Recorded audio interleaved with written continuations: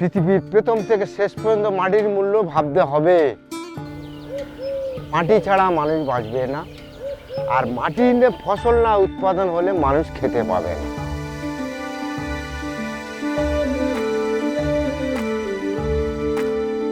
মাটি ভালো থাকলে সবাই ভালো থাকবে।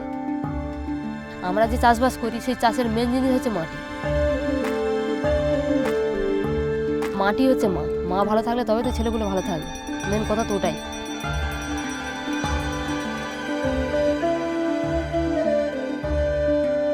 তবে একটা জিনিস দেখা গেছে, মাটি বাঁচিয়ে রাখার একটা পদ্ধতি আছে। কিভাবে চাষ করলে বা কি প্রয়োগ করলে মাটিটা ভালো থাকবে ওটার দিকে আগে নজর দিতে হবে। মাটি মরে যায়, মাটি কারা মারে? মাটি আমরা মেরে দিই।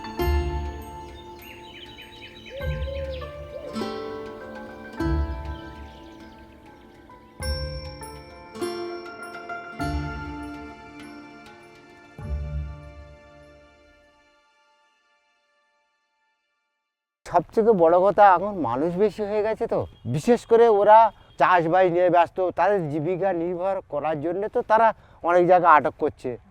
এই জায়গাটা ঘিরে মাছ চাষ করছে, এই জায়গাটা ঘিরে ধান চাষ করছে।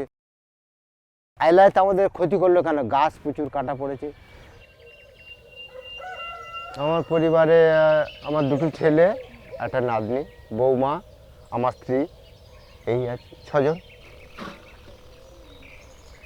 সবাই তো চায়, বাবা মারা চায় ছেলে পুলে ভালো জায়গায় যাক, ভালো পড়াশোনা করুক, সবার আশা থাকে। তা আমাদের ততটুকু তো ক্ষমতা নেই, তাই পড়াশোনার ছেলে পুলে এই পর্যন্ত আগিয়েছি। এখন ওরা কতদূর যাবে তাও বলতে পারবো না। তবে আমার বর্তমানে কোনো পড়াশোনা জানা নেই, মানে সামান্য কিছু সে চাষ নিয়ে ব্যস্ত। একটা করে কম কম করে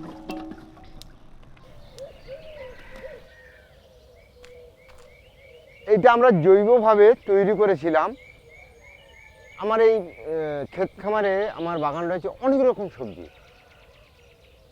আচ্ছা, আপনি ঘুরে দেখতে চাইলেন বাগান? পুরোটা ঘুরে দেখাবো, চলো চলো, আসুন।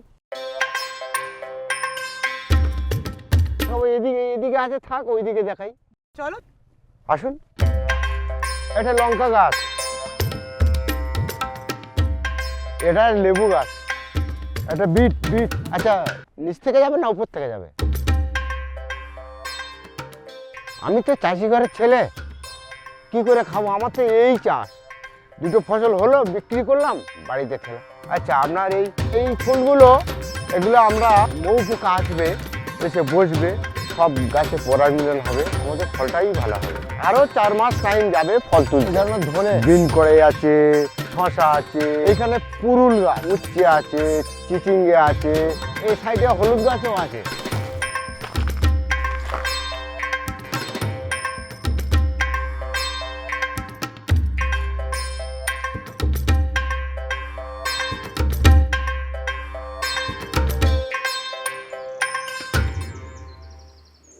সংক্রান্তিটা হচ্ছে নতুন ধানের উৎসব। বাঙালি চাষিদের আজকের দিনটা হচ্ছে গর্বের দিন। যেই অন্নটা নিয়েই আমাদের গর্ব, সেই অন্নটাই আজকের আমরা ভগবানের পায়ে নিবেদন করে পুজো দান করি আর কি।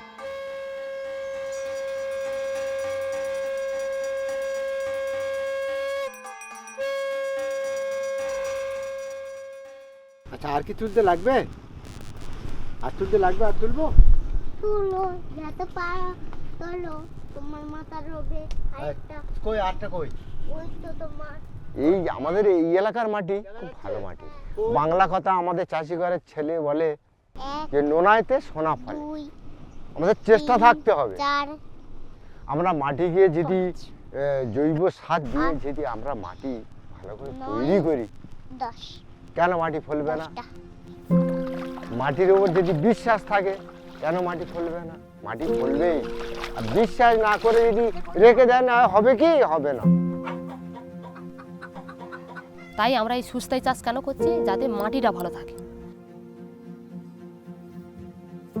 বিশেষ করে আমাদের গোবর সার প্রসেসিং করে আমরা এগুলো তৈরি করি। 14 বছর ধরে আমরা নিউজের সঙ্গে যুক্ত আছি। ঝপ করে পচবে না, অন্তত আমি এটা যদি বাড়িতে আমাদের ঠান্ডা ঘরে রেখে দিই, তো এমনি রেখে দিই 10 দিন থাকবে, 10 দিন থাকবে। কিন্তু কোনো রাসায়নিক জিনিস এরকম রেখে দিলে 5 দিন থাকবে না, নষ্ট হয়ে যাবে, এই ব্যাপার।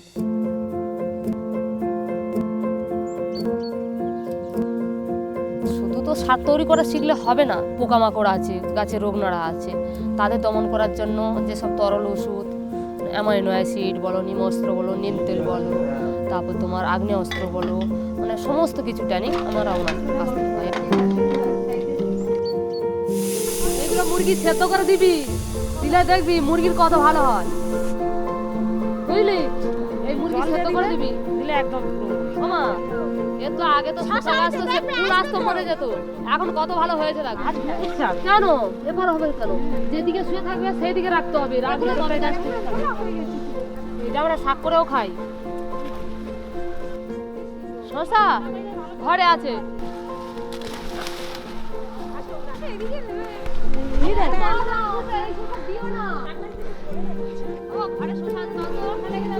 আলু হয়েছে দেখ।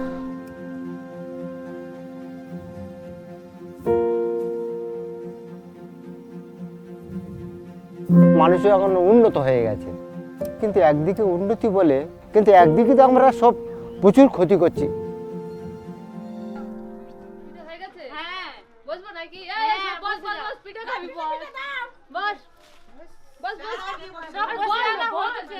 দুরকম চাল আছে আমাদের এতে, দুরকম চাল দিয়ে পিঠে বানানো হয়েছে। হ্যাঁ, আমার বাগানের চাল, ওই একটা আনন্দ।